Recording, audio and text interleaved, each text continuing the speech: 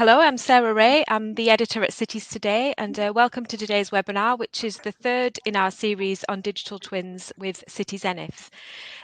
So today we're going to be taking a closer look at a project in New York, which is using a digital twin to manage the energy footprint of buildings at the Brooklyn Navy Yard.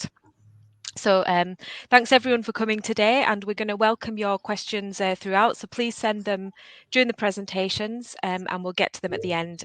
But please send in, we welcome many questions. So we're going to hear from Michael Jansen, who is the founder and CEO of Cityzenith, and he's going to tell us a bit more about the Clean Cities, Clean Future programme, which New York is the first pilot city for. And we're also going to hear from John Reynolds, who is the CEO of Agile Fractal Grid, which is one of the partners on the Brooklyn Navy Yard project. And John is also the co-chair of the Digital Twin Consortium for Utilities, specialising in smart infrastructure for cities. So we're going to have two short presentations from Michael and John, and then we'll jump into your questions about digital twins, the Clean Cities, Clean Future programme, and the New York project specifically. So welcome, Michael. Do you want to get us started with your introductory presentation? Yes, of course. Thank you very much, Sarah, for taking the time, as always, to introduce us. It's a pleasure to work with you in Cities Today on this webinar series. And I think John Reynolds will be joining us shortly to speak about the project we recently announced in New York. And welcome to everybody who has come along today. We have a very large audience today, several hundred signups and a bunch of people. Well, I'm really surprised and pleasantly so. Thank you. Today, we are going to speak about our initiative at Cityzenith, which we launched about half a year ago and is now gaining momentum around the country, called Clean Cities, Clean Future, and what that means for energizing the race to zero in cities. Today, the audience is comprised of partners, environmental enthusiasts, people in the energy business and the building industry, investors, technologists, city government leaders. In recent events, we've had people from the World Economic Forum, from the EU, and from the Green Building Council. I'll be a part of these. Welcome to everyone. It's a pleasure to have you here. So I'm going to go through this presentation and sort of walk you through some of the major ideas around what we do as a company at Cityzenith. We, as many of you know, specialize in a type of technology called digital twin technology, and a special kind of digital twins or technology that we call urban digital twins. And urban digital twins are digital representations of the physical built environment in our cities, including all the transport networks, buildings, public data, infrastructure, IoT, sensor data, etc. And all of the objects in these digital twin models are uniquely connected to the data in and around them from these multitudes of sources, both public and private, and they get used to optimize really every aspect of planning, of construction, and ultimately of the ongoing operations and maintenance of major building and infrastructure assets. Ernst & Young recently put out a report that indicated some of the findings of research that they've done around the value that digital twins provide to building and infrastructure users. And they've determined that digital twins can help reduce operating costs by 35%, boost productivity across functional areas, include by 20%, and cut carbon emissions by as much as 50 to 100% across all assets. So this is really game-changing, uniquely powerful numbers. There's a lot that's been written about digital twins as a trend, especially urban digital twins as a trend, with Forbes recently commenting that by the year 2026, as many as 500 major world cities, which is most of the big ones, will be relying on digital twins for daily operations. And then ABI Research, Dominique Monte, the lead researcher there from Brussels, was our special guest last week and talked about his recent research on the subject, and revealing that cities stand to gain as much as $280 billion in cost savings from city planning, development, and other operating activities as a result of working with digital twins. So The market is growing rapidly. Last year, the market was pegged somewhere around $3 billion and is now projected to cross $48 billion. That is the digital twin market in the next 5 years. The inconvenient truth about our cities and the emissions problem in the world is that buildings are the world's largest polluters, specifically buildings and cities. They produce, buildings themselves are 30, some say 40% of total emissions, but as much as 70% or more of total emissions just in cities. And 75% of existing buildings need to be retrofitted in order to achieve net zero ambitions. But today, unfortunately, only about 100,000 of the country's 6 million commercial office buildings are actually green, which is 1.7%. And among those buildings, only 0.008% of existing commercial buildings are truly net zero. So we have a very long way to go in order to get to these types of objectives. And again, if you can't get the buildings right, you're not going to get to net zero in any case, at any level, city, state, or national. So how do buildings actually do this? How do they achieve net zero emissions? There's a number of things that they actually do in parallel, in sequence as well, to do this. First, they'll be deploying some type of smart energy management technology, which will help them knock 15 to 18 or 20% off of the energy bill.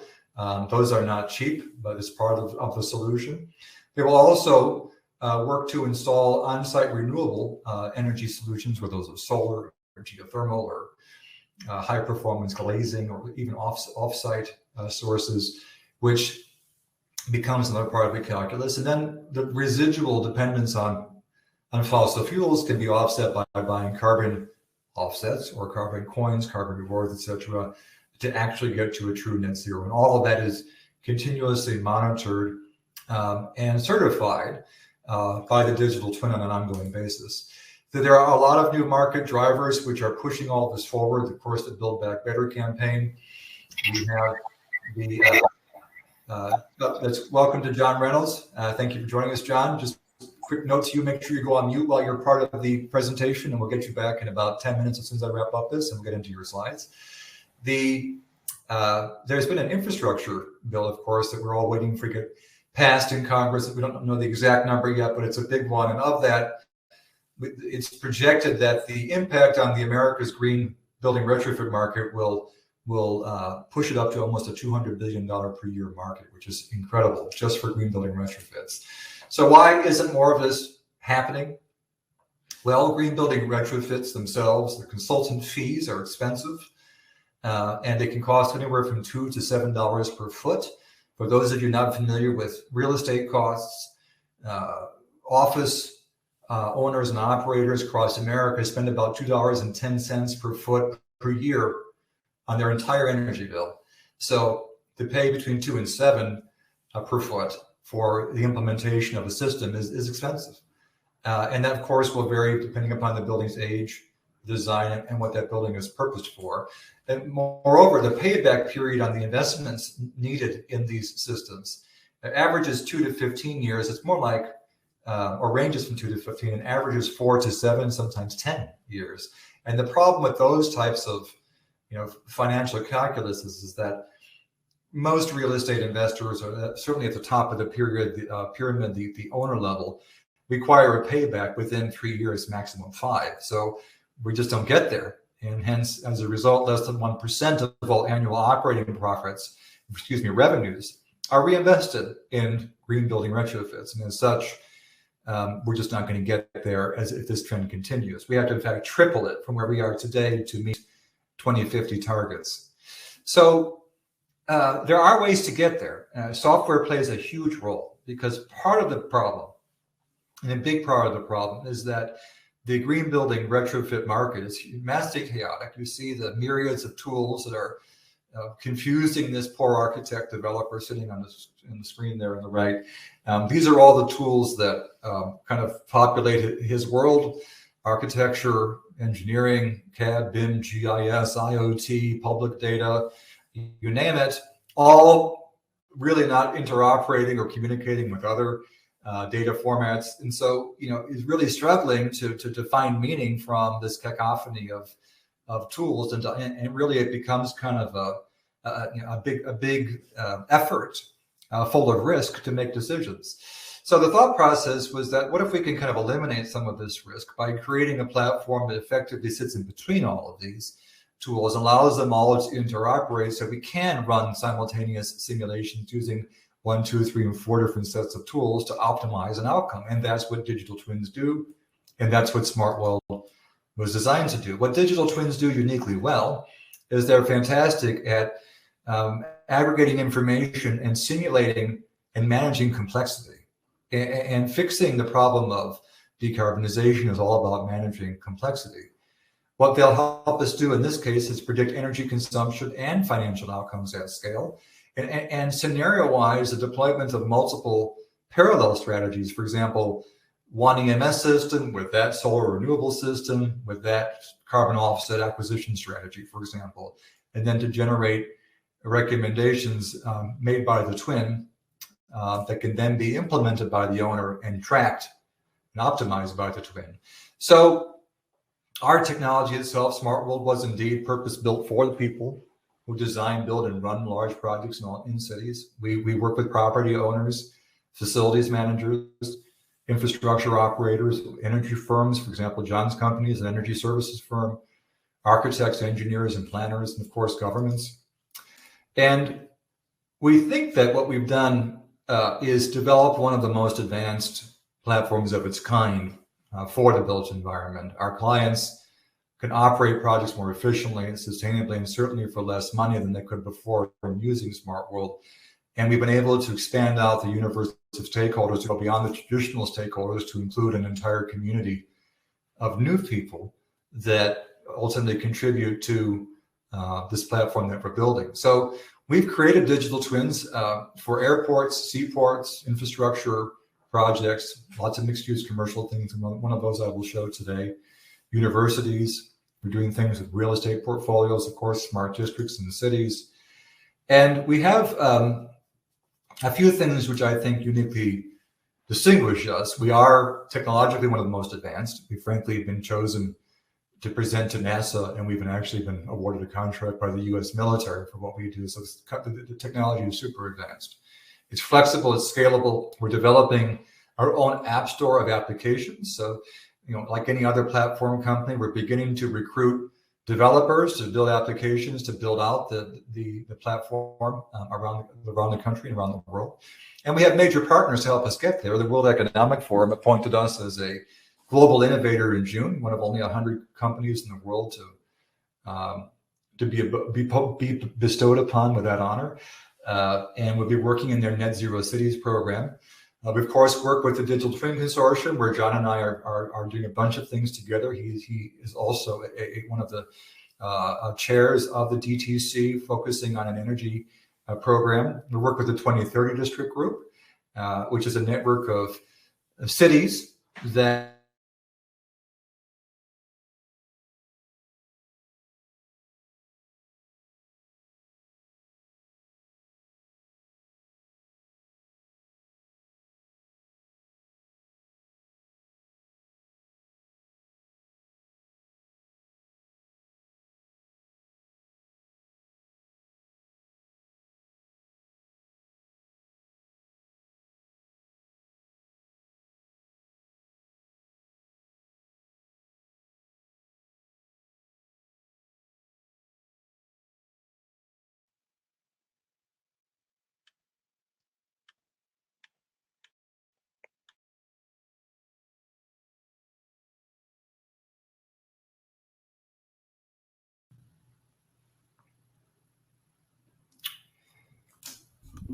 I hope I'm back. Was I lost?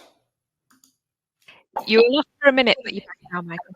Yeah, I think there's been storms in Chicago, and there's been some internet outages. But just as well, I was getting to this slide. The offering is designed to show how, for a small investment of 10 cents per square foot, we can make owners, we can provide value to owners to the tune of $3 to $5 per square foot in savings over the course of the payback period, which we think is a really big deal. So, the campaign is taking a lot of really interesting new paths. We announced the City of New York, which John will be talking about shortly, and we're super happy about this. This is a big project for us. It's in the Brooklyn Navy Yard. I'll talk about it in a moment. The City of Las Vegas, I think you are the first people to hear this publicly. We signed the MOU yesterday with the City of Las Vegas, the CIO and the city manager to do the Las Vegas Digital Twin. It should be shown at CES in January. And of course, City of Phoenix is now nearly on board. We're all super excited about this. The project in New York is very exciting. It's focused on the Brooklyn Navy Yard. We're going to talk about it in a bit. But basically, there are 55 buildings there. And we're working with a few to begin testing out this technology. We have different partners that perform different critical elements of the decarbonization process. Bill D is an energy modeling tool. CUNY has developed a type of solar, district-wide solar analysis tool. AFG has their Fractal technology, John will talk about, which really gets to the sourcing of the energy and the optimizing of the distribution of the energy using Fractal technology. So really key partners coming in to provide the framework here. Same thing in Phoenix. Amazon is the partner there. We are actually in the process of finalizing our global distribution partnership with Amazon, who, after we complete the Phoenix project, will be distributing us around the world through 60 different channels. So we're super happy about that. And of course, ASU is a knowledge partner there, active partner. And I just mentioned Las Vegas. Turbine is an IoT hub, a wonderful company doing great work with cities that we can work very well with. And the city of Las Vegas actually has they have the most, I think, robust 5G network in the country. So we're really interested in how we can help the city of Las Vegas achieve their goals, both around sustainability as well as around people movement around the airport. So these programs are really interesting. We do a digital twin. We do a handful of buildings to demonstrate real-time monitoring and visualize key data. One of the key goals is to analyze energy management protocols, possible renewable energy strategies, and operational cost models for building retrofits. And ultimately, we want to measure the operational, financial, and productivity savings from all these pilots, including the impact on carbon credits. So we have our role. We do most of the work ourselves. I won't go into the details of this, but we are the alpha partner, as it were. The local contracting or steward entity has the responsibility for distributing this to the network, for pulling the network in, for helping us to build that network, collecting data, identifying partners, and also being a knowledge partner. It's a really interesting approach. And the model that we use to scale the business is we do a couple of things. With the big partners, we do what we call pilot to partner. So we do a pilot first, then we partner with them to distribute us in that territory or to that sector. We will often white label the technology with a major commercial partner, or we'll branding it in the case of the cities under Clean Cities, Clean Future, which opens up not only perpetual revenue and professional services, but also revenue sharing opportunities. Our vision for this is to really finalize the first 10 cities by the end of this year, and then move very quickly. 100 cities by the end of 2024, 300 by the end of 2026, and by the end of 2026, 150 million in revenue. Let me show you a little bit about what this stuff looks like. Let me play a video for you for a second. I think you'll enjoy this, and I'll walk you through it.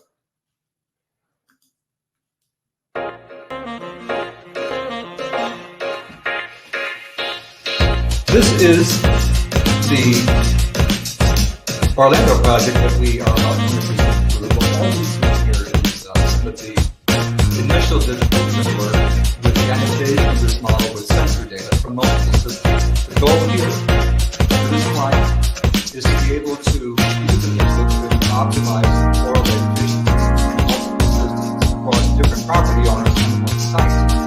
So you can tell here there's a high-end commercial building.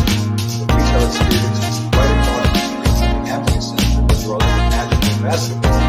So it's a bit like the LA Live experience that you're in the Staples Center.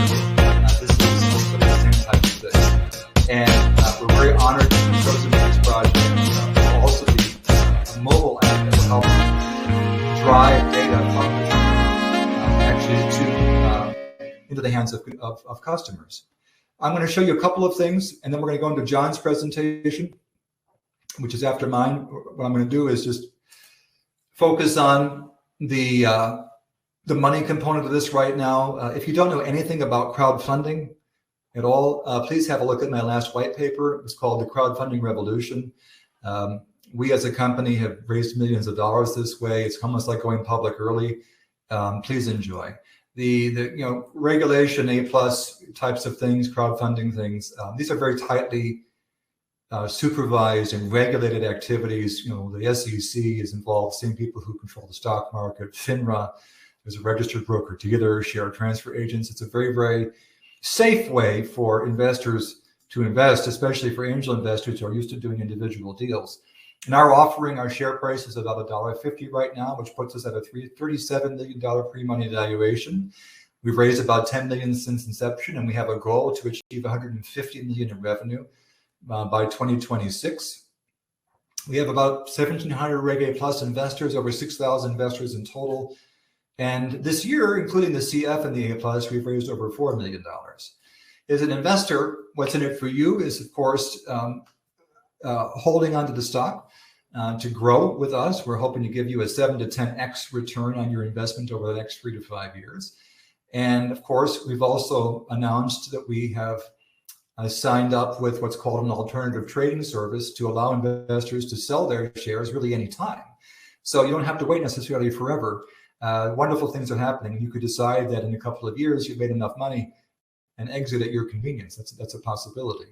So if you go to our website and click on the Invest button, you'll see all the information there that you need. That's called the campaign page or the offering page. It's been vetted by the SEC, or it's qualified by the SEC and vetted by our broker dealers, etc. So it's all what they call qualified information. It will tell you everything that you need to know about the company and the opportunity. And at the very end of this page, you'll see a link to what's called an offering circular, which is a very detailed 80, 90-page document with details about the organization. We're going to, before we go into Q&A, we're going to go into John's presentation. So allow me to just make a switch here to his piece. And the first thing I'm going to do, because we had a little bit of an issue, is welcome John Reynolds. John is he is a partner, he is a client and a collaborator with the Agile Fractal group in Boston. And John is here today to talk about the work that we're doing together in New York City. Welcome, John.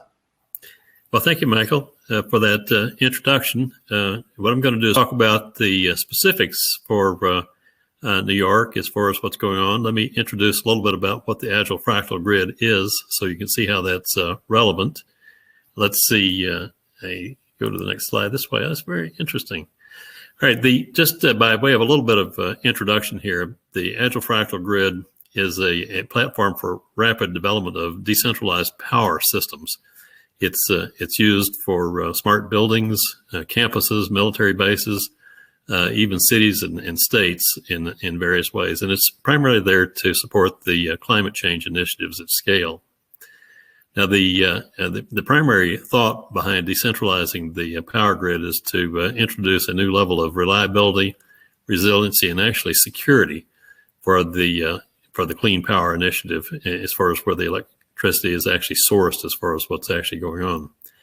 The point of this is that each fractal installation can stand alone, operate as a microgrid or a nanogrid for a building, that sort of thing, or it can work as a team with the other fractal nodes that are nearby, which is actually the most useful aspect of this. Now, relative to today's presentation, all the planning, the design, the construction, and the operation of these fractal grids is done using a composite digital twin approach. This is what allows us to operate at scale as far as having lots of deployments around the country as opposed to just onesie-twosie types of deployments. Now to people to see what this actually looks like, I've got a sketch of what's actually going on. Excuse a little bit of the printing got messed up in the transition, but for this particular arrangement, the Agile Fractal Grid is operating in a four-tiered type of environment. Down here at the bottom of the screen, we have the various Tier 1 arrangements. These are where the microgrids actually go into place. Each one of those is a separate entity. Sometimes it's solar-based, sometimes it's wind-based, sometimes it's hydrogen-based as far as what's going on. But each one of those little M's can generate all of its own power. It has all of its own edge computing so that it can operate in standalone islanded mode if necessary. It's got very high-speed communications, and it actually is used as a communication node for carriers if they want to. And each one is its own cybersecurity enclave.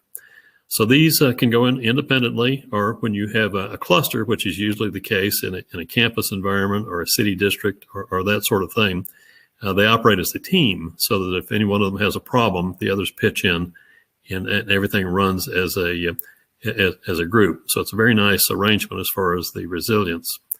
Now, if there's excess power that's actually produced, which is generally speaking, a lot of the times you can do this sort of thing, the provision is to be able to sell the excess power on the regional energy markets.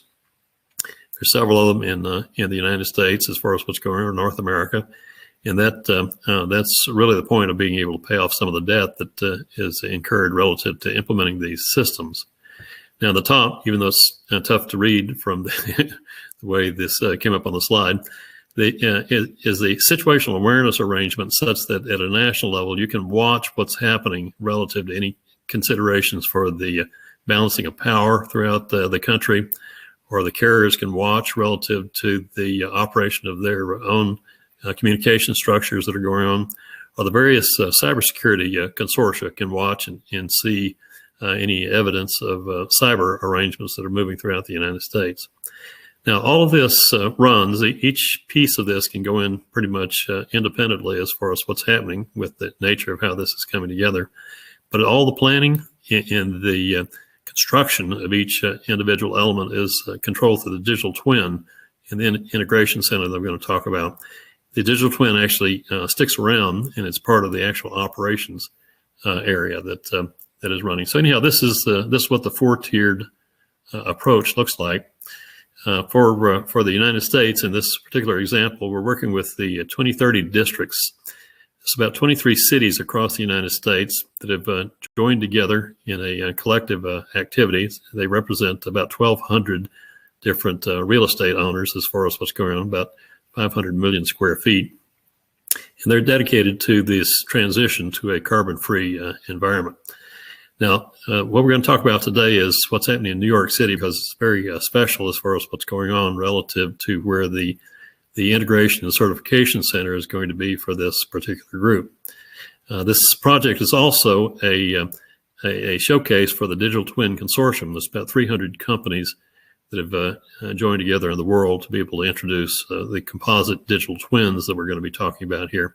And this particular project is their showcase as far as the technology is concerned, as far as how these digital twins actually come together.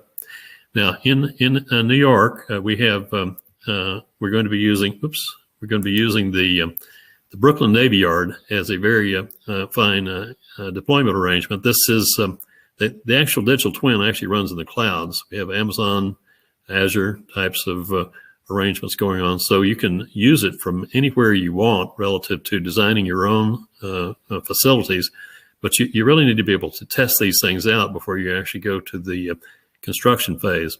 And so the Brooklyn Navy Yard is about 4.5 million square foot facility. It's actually owned by the city of New York. It used to be a great shipbuilding center back during World War II, but it's an incubator. There's about 800 or so companies there, some very large, some very small, but it's a place where innovation thrives as far as what's going on in New York City.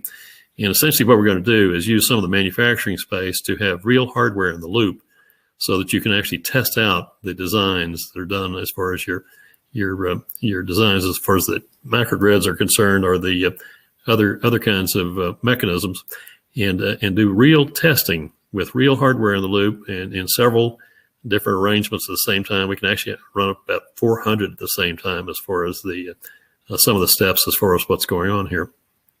But we do this to test it out to make sure that it works according to what your designs are all about. And then we're planning on having the National Renewable Energy Laboratory do certification that your designs, as you've run them, will actually work in production. And you do this before you commit a penny to the actual construction activity. Now, your digital twins stick around after the building is done, because all the configuration and all the arrangements for its use are actually part of the operational system that you can use. So it doesn't just go away for construction. So anyhow, this is what we're doing in New York. But lots of cities looking at it, lots of other 2030 district cities are watching what's going on, making plans to use this facility. This is, in summary, what we're doing in New York relative to the digital twin with Cityzenith. Okay. Well, thank you, John. It's terrific. Thank you for that presentation. And I can't tell you how excited we are as a company to be working on something like this with you. Thanks for being a part of this. Sarah? Yep, thanks both for your presentation. So we've got a few questions coming in. So the first one can go to both of you. In your discussions that you're having with people in the industry and within cities, where are you finding the most interest in using digital twins to address climate change and help reach the goals? Michael, let's start with you perhaps. Sure. I mean, we've been talking to cities, or I've had relationships with cities since 2012, 13. So for us, what we specifically do, our strategy, and I'm glad you asked this question, thank you, is to collaborate directly with the local green building authority in the city, which may or may not be part of the city government. Most often it isn't. That could be the 2030 district, who is our contractual partner in New York along with AFG. That could be the Green Building Alliance, who's responsible for things in Pittsburgh. That could be the Illinois Green Alliance in Chicago, for example. As part of the arrangement, then the city is invited in as a participant. So which departments of the city are interested?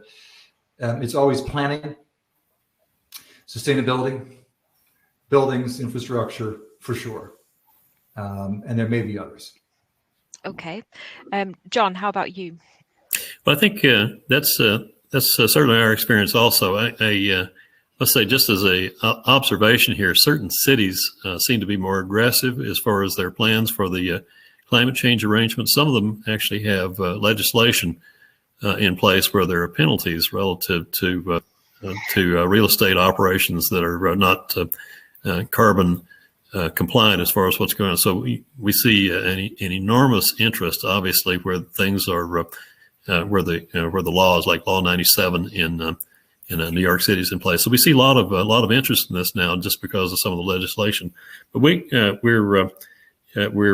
doing this in the way we're doing it, so that we can have a more of an internet speed to be able to handle a lot of these different cities that want to do this at the same time. Okay.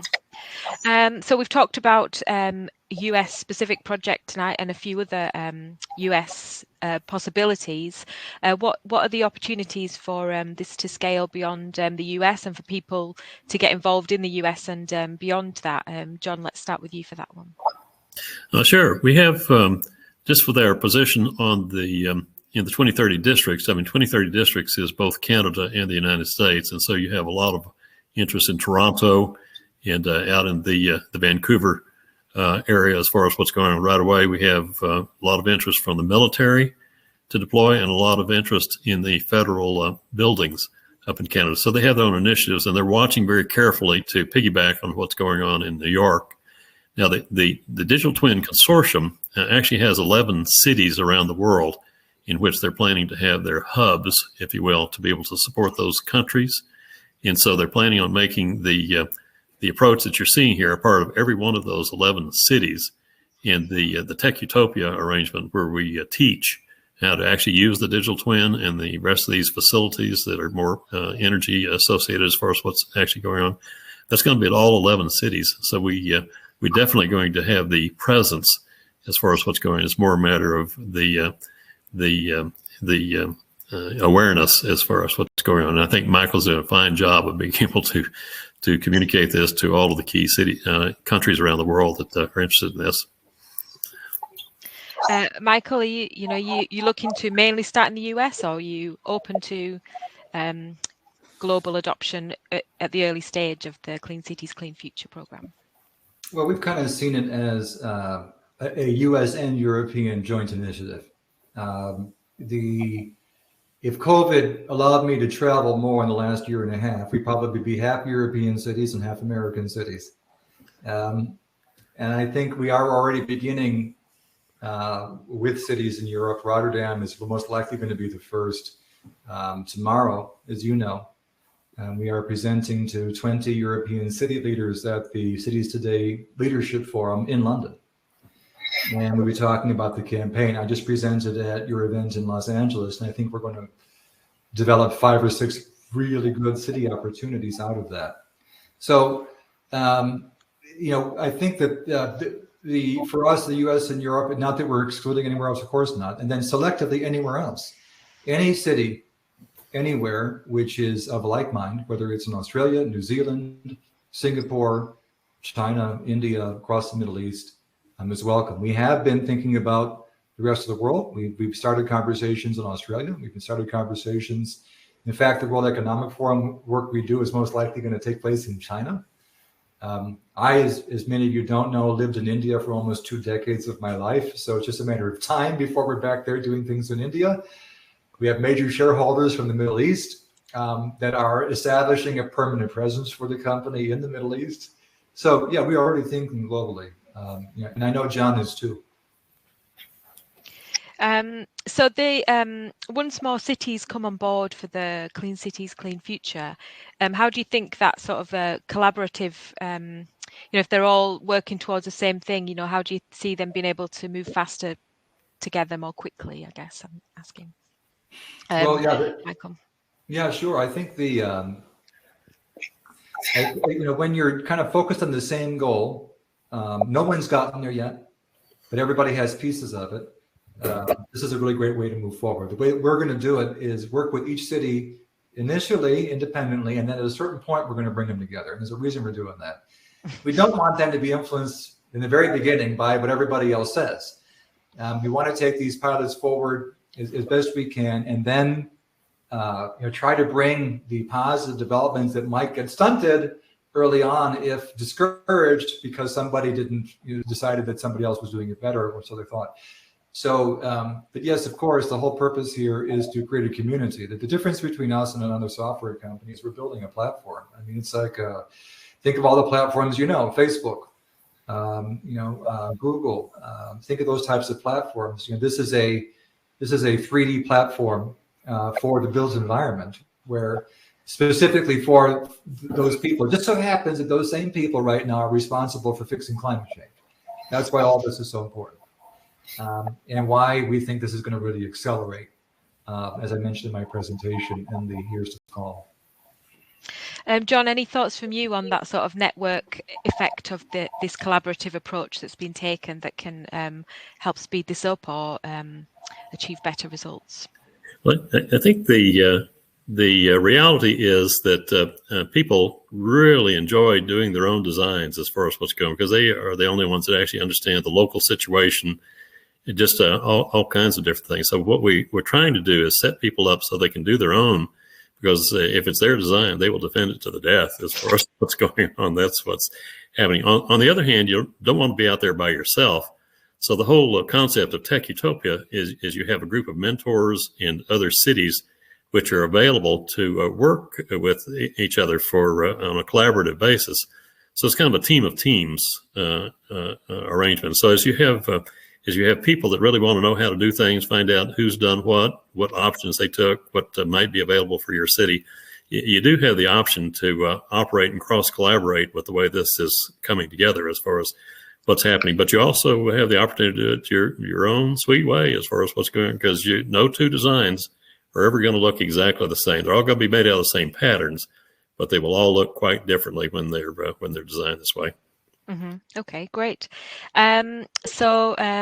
Michael, this is a good one to start with you for. But what response are you getting from city leaders now that you're out and about speaking to them about using a digital twin? I mean, is it all positive, or do you get some resistance or questions, or what's the common response?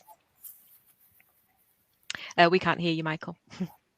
There we go. Yeah.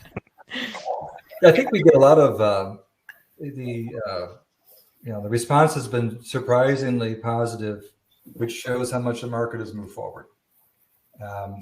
We haven't had a no. We've only had a explain more, please. And the fact that we've been able to sign up with organizations that are traditionally very difficult to get under contract so quickly.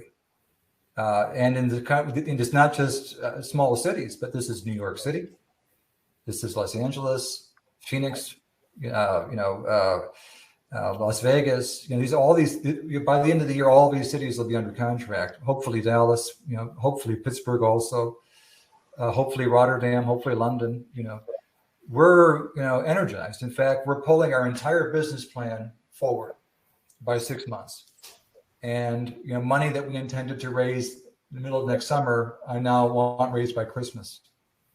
So I can say that timing is good for, and I think what's driving a lot is, as I mentioned, is the decarbonization piece now has policy drivers, which means you have to do it, and when you have to do it, you have to figure it out.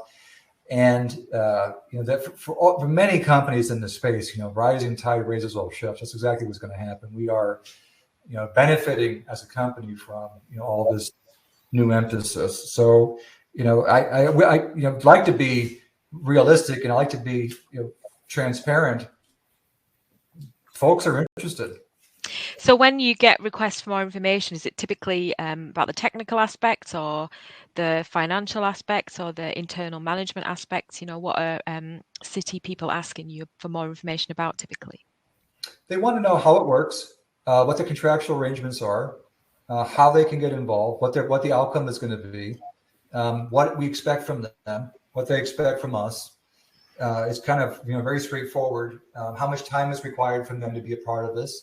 It's free to cities, which they sometimes ask for second and third meetings just to hear me say that again.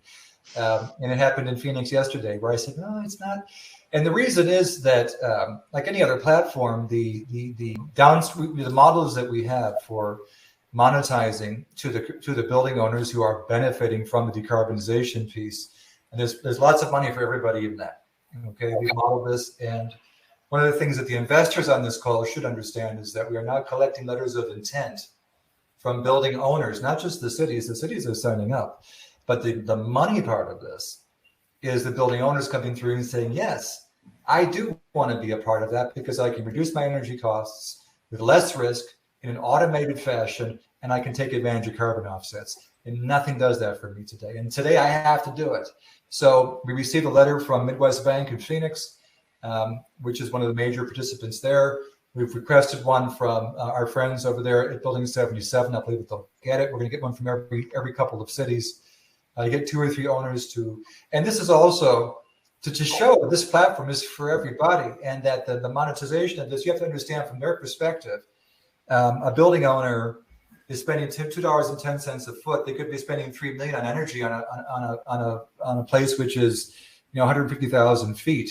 So if you're showing them how they can save $600,000 a year and then accrue another $300,000 in carbon offsets, which are growing at 20% per year, you can change their entire project finance pro forma. And that is what underlies this. It's the money. And no one has been able to show how the money works. And these new incentives from the DOE, state and local, and the growing price of carbon offsets is really pushing owners towards. I think there was an article, John, recently we saw, I forgot if it was CBRE who published it, said that if you don't have a net zero strategy as a building owner in 5 years, the value of your property is going down. So there's huge incentive now. John, you know a lot about this too. You told me once that, what did they say? That real estate owners were, I think 10% of them are using digital twins, but by 2 years from now, that'd be 60%, well, something like that, John, right? I think the statistics on this are that at the beginning of the pandemic, less than 12% of the real estate operators in the world were using digital twins. That was not that long ago that occurred, but right now Gartner is predicting that by the end of this year, which is not that many months away, that 62% of all the real estate firms for the large operations in the world, not just the United States, the world, will be using digital twins to control this. So it's really at the kind of the zenith as far as what's actually going on right now. So it's, you don't realize this. I mean, we made this announcement that we're doing this in New York, and just an innocent little announcement. This is starting. We got 2.5 million hits, people watching as far as what's actually going on. So it's kind of a here and now thing. It's probably fueled by all of the news that people see at 6 o'clock at night as far as what's going on. Everybody is into this. So it's a little bit of an unusual phenomenon, but it's the adoption curve is moving very, very quickly on this. So as people get more interested, John, and you're, leading one of the leaders in this space, what kind of questions do you get from people then? What are common questions that people want to understand better? Well, I think the key thoughts here, everybody understands what the goals are all about, but what they want to understand is what are the first steps? How do I get into it? How do I learn how to do what's going on? And typically you need to go through a familiarization at the beginning so that everybody comes up to speed, because what you want is for everybody who's using this to be smart enough to be doing their own designs. That's the deal. And when they do this, they understand it cold as far as what's going. So they all want to know what do we need to do to get started? And that's always the first question. And do you have any tips for them on that? Well, I think that first of all, you have to hold up your hand and say, can you include me? Because we don't go any place where we don't get asked to go. We have plenty of people asking for things. And so, you have to get in line to be able to get into this. So you need to, contact some of us, Michael, or the rest of what's going on here to do this. But then we need to sit down and go through a brief planning activity, because every place is different. So I would say the most difficult thing to do is to figure out what you want to do, because after you figured out what you want to do, then you just go do it, because we've got all the tools and things like that to happen. So I would say if you're at the point of the maturity cycle here as far as what's going on, and you're curious about this, and you actually want to do this, or you have some law that you have to be able to deal with, call us and let us know what the situation is, and we'll have an army of people that can help with this. It's measured in one city a week or something like that right now, but it will get great big as this goes on, as it begins to adopt. And Michael, do you have anything to add on that for people looking to get started? I mean, if there's someone in a city who's got a property or is part of a building alliance, do they come to you? Should they get the city on board first, or what do you think about that? Well, if you're in one of our pilot cities, or you're interested in presenting a pilot city to us, come to me at this time. Each city is being chosen very carefully. We are subject to immense scrutiny then to sign a deal with us. What did we have, Judd? 18 meetings with Pittsburgh. We're not done yet. And I appreciate the process. They are thorough. And what they're doing it the right way. And at the beginning, the pilots will be limited to a handful of building owners that are ready to do it. But they will represent a wide range. There will be folks that have brand new, fully smart outfitted buildings, and those that have properties that are 100 years old with very little, not even documentation. So that's the goal. They can reach out to me, or of course to Jason Thomas, one of our people. They're welcome to. We'll also be in 2 weeks announcing a new business development director for North America. So stay tuned. So just to be clear, I mean, it doesn't have to be the city directly initially. Someone can bring the enthusiasm to you, and you can then potentially work with the city or approach the city. Yes, we work very well with the best, I suppose, is the local green building authority or similar. Sometimes that is inside the city. But often it isn't. Not in the U.S. It's not in Europe. It's not. So, and then we, for various reasons, they have the stewardship of this particular activity, and the city already has entrusted them with that stewardship. So they all work back and forth, but that doesn't say we wouldn't contract with the city directly. In the case of Las Vegas, we contracted with the city directly. Mm-hmm. It was signed by the CIO's office and the city manager directly.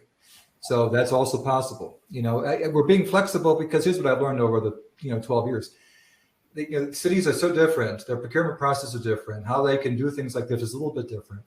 And we have to be flexible. What doesn't change, Sarah, is the MOU.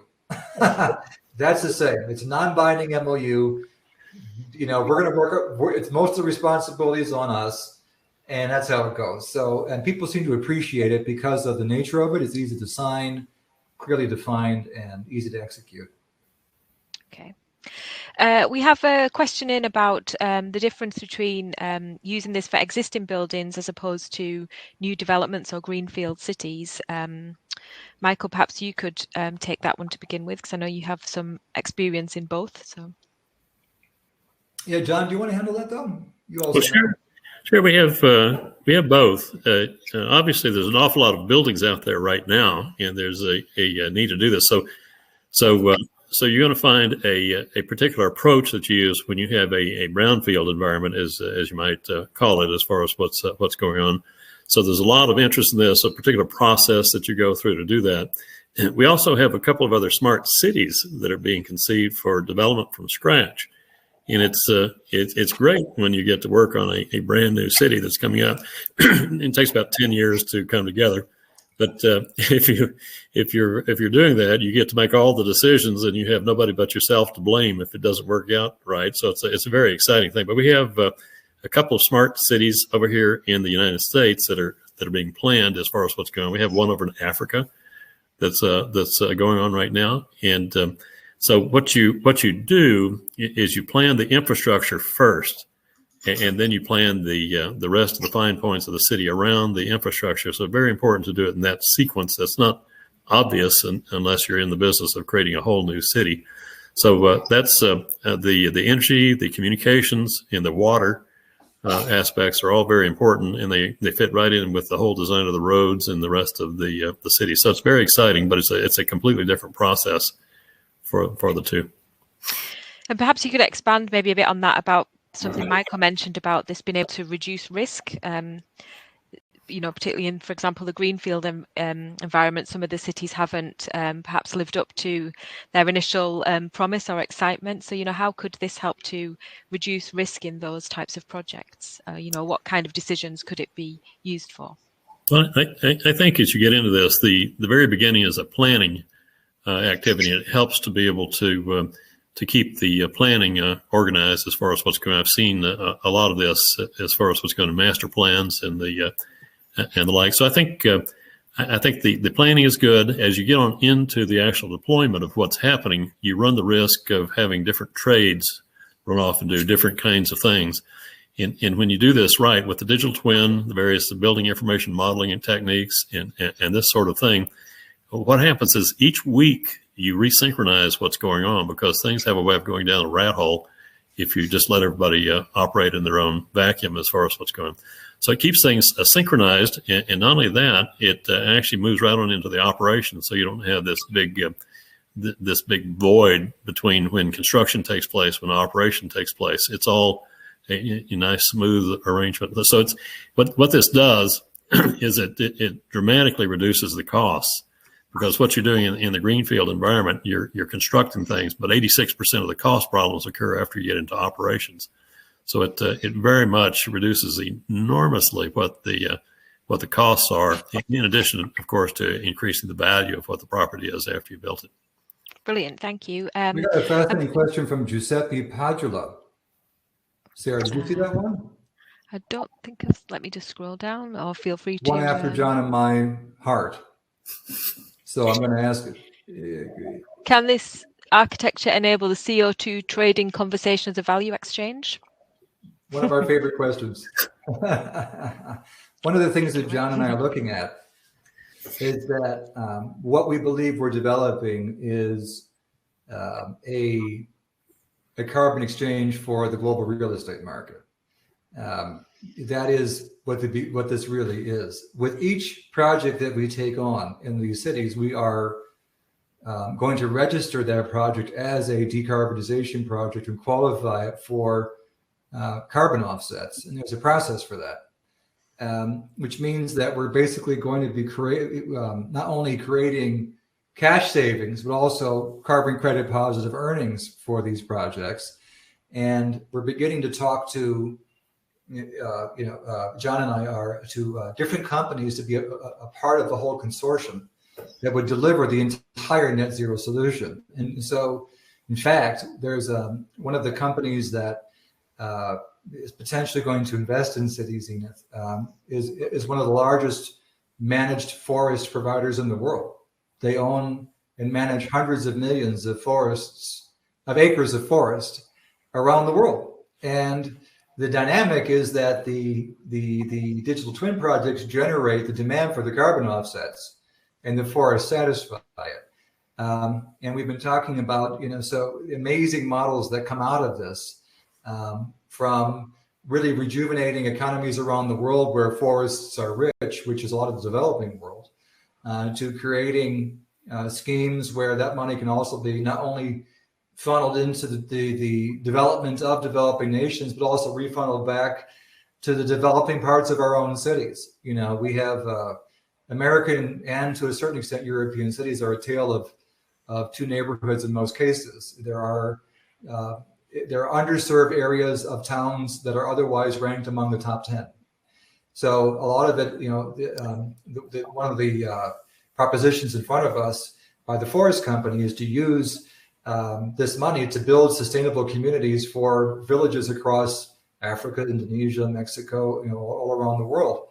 And we believe that also should be funneled to build sustainable communities in the cities themselves where this is coming from. So, Chicago, South and West Side, South Central part of LA, lots of parts that actually could become a revenue source for driving sustainable development. And right now, areas of the city that are frankly becoming what we call teardown neighborhoods, which I don't think is the right approach. So yes, John, we got a few minutes left here, but go right ahead.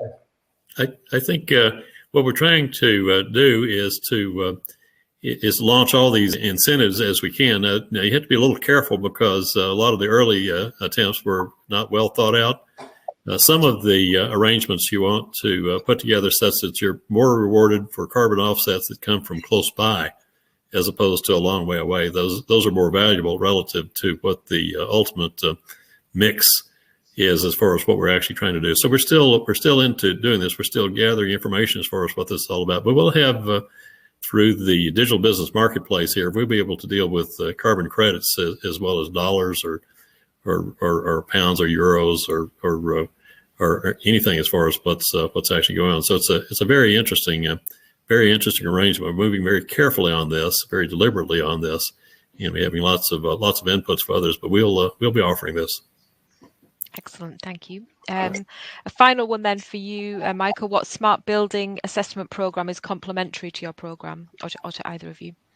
Well, we are integrating, good question, David, in different smart building assessment programs in different cities. The one being used, you can hear me, right? Yes, you can. Yeah.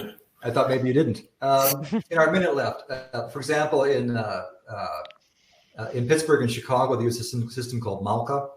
And in the one in New York, they're using Dildi, and there are others. So we're agnostic to those because there are many of them, and we try to allow local users to dictate their preference. Okay. Well, anything to add on that, John, just before we close? Well, I think the assessment process very, very important. What we're trying to do right now is to make part of the assessment the actual creation of the financial plan, because a lot of people have difficulty understanding how to pay off the debt that they have. So we have new elements going into the assessment that actually create the performance as far as what's going on. We're finding that to be a very useful thing for everybody to have. Okay, thank you very much. So thank you both for your presentations. Thanks to everyone who's joined and for sending your questions in. Any that we didn't get to, I'm sure Michael and John will pick up with you offline. We'll be sending out the recording and information about the next webinar in the series. And we'll also be sharing updates from these projects as they progress. So thanks very much, everyone. Take care. Thanks, everybody.